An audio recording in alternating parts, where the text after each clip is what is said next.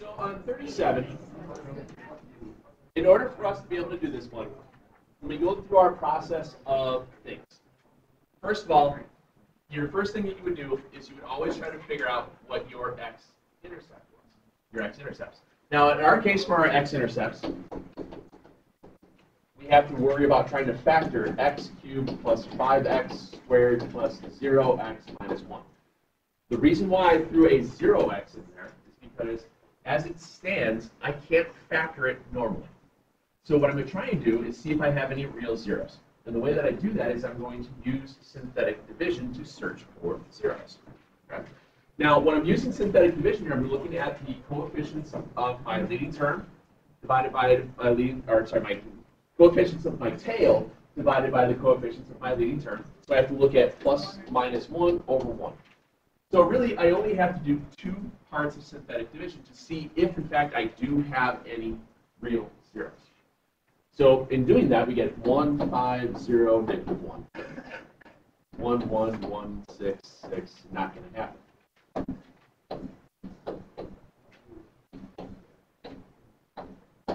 And we have no real zeros, which means what do you have for x-intercepts? None. Okay? That's the process what you would have to do to figure out whether or not you had any x-intercepts. What's wrong?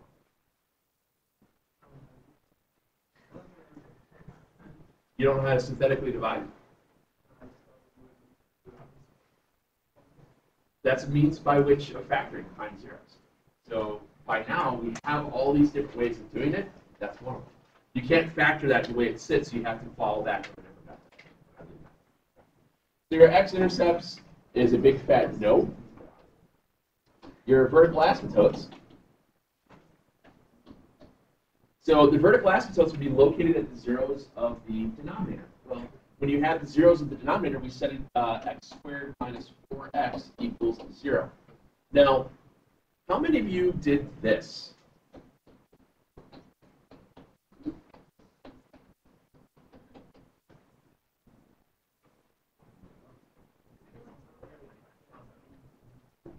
What? No, it's not. You can't do that. Okay? You can't do that because you eliminated a possible 0. What is the rule of, what's your first rule of factoring? GCF. So what's the GCF here? X. Which means your zeros are at 0, 4. Okay? We had a question like that on the quiz of the quadratic unit and a question like that on the test of the quadratic unit. What shows up again? No, it's just me going. Where's your vertical asymptotes? Run away, Sawyer. Well, it's forward, so because I could write a 2 backwards. No, it's much more fun. Just answer the question. It is. You may answer. Obviously, they don't like you because they didn't applaud you.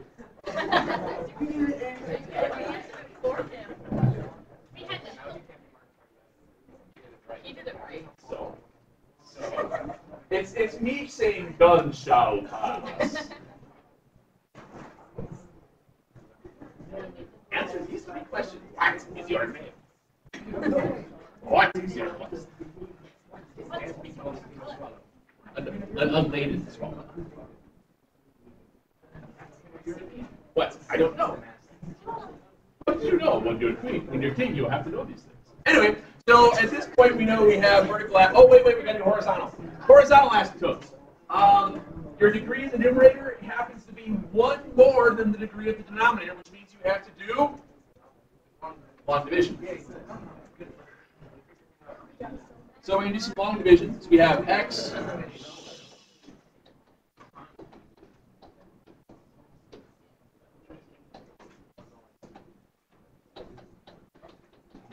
And I'm throwing it, bless you, I'm throwing in a placeholder for all my possible things that needed placeholding. Nice. Thanks. Yeah, I kind of forgot to say. How do you turn an x into an x cubed? multiply it by x. Distribute through, we have x cubed minus 4x squared plus 0x. Subtract everything out. Excuse me. I get 9x squared plus 0x minus 1, which means I have to multiply it by a 9 cube. At this point, you don't have to do anything else because just that portion of the long division creates your vertical, your slant asymptote. We can go from there. So let's put this together. Let's see if I can make this look clean. I know I don't ever use graph paper, but I figured see what it looks like. We had it, bless you. We had it at 0 and 4. And then it was at 9. Or was it negative? It was negative 9, wasn't it? It was positive 9.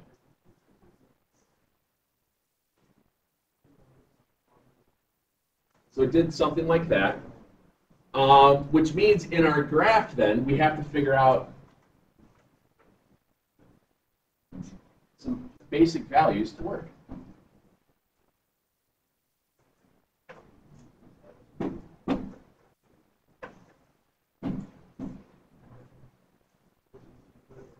So you would wind up having to pick out values somewhere in here, in here, in here. I'm just going to pick a couple of each. If we do that, if I use, let's say, -2 and -1, if I do -2, I'm going to get -8 plus 10 minus 1 over 2 minus 8. Sorry, 2 plus 8. So that's what? 9, 1/10.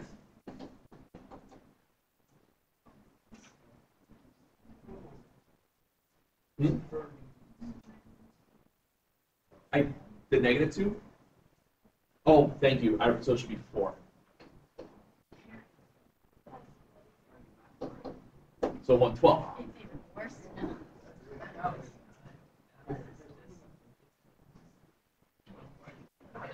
If I use 1, if I do -1, I get -1 plus 5 minus 1 over 1 plus 4. So that's going to be, was that 3/5? Is that right?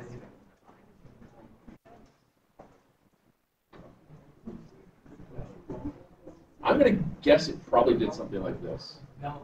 Oh, it did?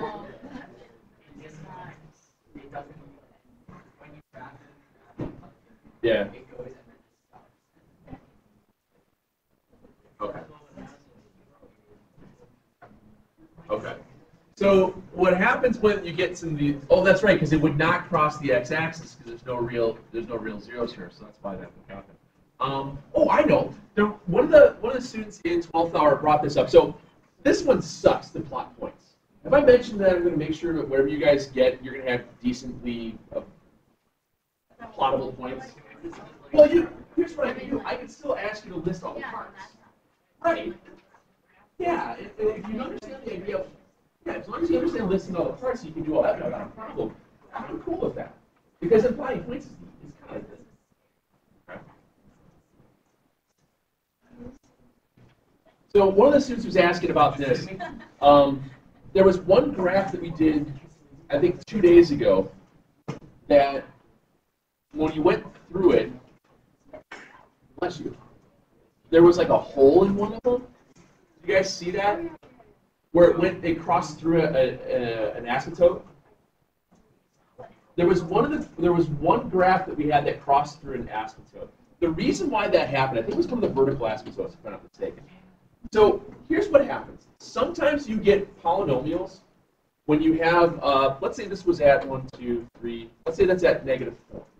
So if I have -4 for a 0, what's my term? X plus 4. So for argument's sake, let's say we had x minus 4 and x plus 4 in the denominator. And in the numerator, let's say we happen to have the x plus 4 and an x minus 3. I don't know, I'm just making stuff let's just say we had something like that. What would happen with the x plus 4s in that fraction? Yeah, they simplify out as a pair of 1 since it's all being multiplied. When you're dealing with terms being multiplied together, you can treat them like you would normally like a fraction. You know, what we've done in the past, like we've done in the past where you've seen, I don't know, 15 divided by 20. That was the same as 3 times 5 over 4 times 5. And what you do with the 5s? They simplified out because 5 divided by 5 is 1. It works the exact same way when you're dealing with polynomials. Yes, sir? So does that mean that asymptote at -4, or is that just bypassed by anything? There is an asymptote, but what happens is the curve, it's what you call discontinuity. Okay? There's a point of discontinuity at that. Now, there's still an asymptote, but what happens is that the curve itself will appear to go through it because there's a hole in it. In the space-time continuum, there's a hole. And this is more of a thing that you guys will go into in pre-calc, in your chapter 2 of pre-calc. There'll be like one of the, it might be the second or third thing that's new in pre-calc first semester up to that point. So by the time you get to October, end of October, that might be something that you'll be looking at. But for us, you will see it because something will simplify out. And you might see it in your graphs where it's like, wait, why did that go through the asymptote? There's a reason why that happens, because they had terms that would simplify. And it's something we talked to you guys about in pre-calc. I don't need to bog you down with all the reasons for it here. I don't remember if somebody asked in here about that, but I know 12th hour had a question, so I figured I'd show you that. Okay? What else you want to look at as far as the graph stuff in there then? Yes, ma'am. Yeah.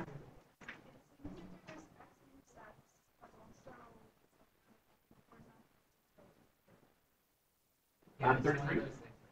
I think that's one of those things because let's see here.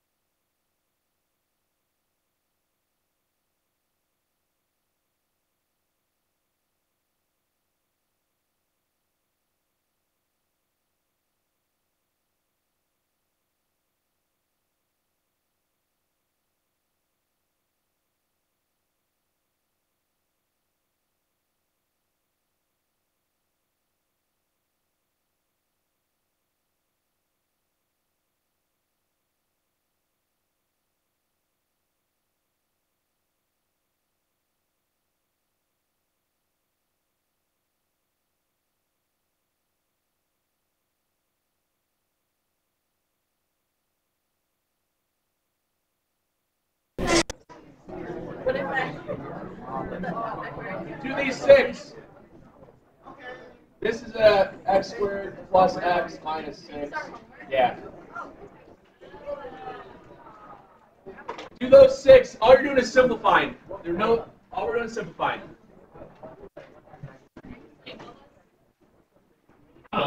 Just big picture. Just do those 6. I'll put it up there, but yeah. I just figure it's easy. Just do those 6. Yeah. And we'll do that, and then we'll get further into this on come Monday. Well, it's a shame that I may or may not have more paper hanging around in the back. Just like tons of scratch paper.